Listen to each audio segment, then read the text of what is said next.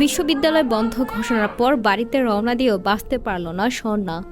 আতঙ্কে বাস থেকে লাফ দেন স্বর্ণা, সেখানেই তার মৃত্যু হয়। একমাত্র মেয়েকে হারিয়ে আহাজারি করছেন বাবা মা। আসলে কি ঘটেছিল বাসে, কেনই বা বাস থেকে লাফ দিলেন স্বর্ণা?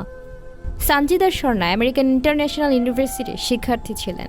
জানা গেছে, যখন ক্যাম্পাস বন্ধ ঘোষণা করা হয় তখন ঢাকা ছেড়ে বগুড়ায় যাচ্ছিলেন স্বর্ণা। বাড়িতে যাওয়ার জন্য শাহ ফতেহ আলী পরিবহনে উঠেন স্বর্ণা। ঢাকা থেকে বাসটি বগুড়ার উদ্দেশ্যে ছেড়ে যায়। বাসটি উপজেলার ধনকুন্ডি এলাকার ফুড ভিলেজ রেস্টুরেন্টে যাত্রা বিরতি দেয়। এ সময় অনেক যাত্রী বাস থেকে নেমে যায়। এই সময় বাসের মধ্যে শিক্ষার্থী স্বর্ণা সহ আরও 3 নারী যাত্রী ছিলেন। কিছুক্ষণ পর একজন যুবক গাড়ি ট্রায়াল দেওয়ার কথা বলে গাড়ি নিয়ে সেখান থেকে বের হয়ে যায়। এরপর মহাসড়কে ওঠার পর গাড়িটি বেপরোয়া গতিতে চালাতে থাকে ওই যুবক। এ সময় বাসের ভেতরে 4 জন যাত্রী চিৎকার করতে থাকে। এ সময় গাড়িটি মির্জাপুর এলাকায় পৌঁছালে বাস ছিনতে আতঙ্কে ওই ছাত্রী বাস থেকে লাফিয়ে পড়ে।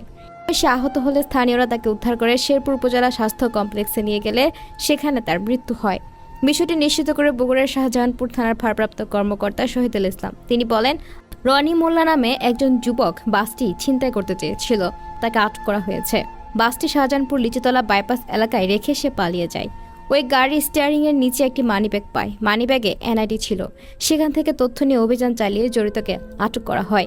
ওই এলাকাতেই রনির বাসা। রনির বাসা গিয়ে জানা যায়, রনি অনেকদিন পর্যন্ত তার বাসায় যোগাযোগ করছে না এবং সে মানসিক ভারসাম্যহীন। তিনি আরও বলেন, প্রাথমিকভাবে জানা গেছে যাত্রী বেশে আবদুল্লাপুর থেকে ছিনতাইকারী বগুড়ায় আসছিল। পেশায় সে একজন ট্রাক ড্রাইভার।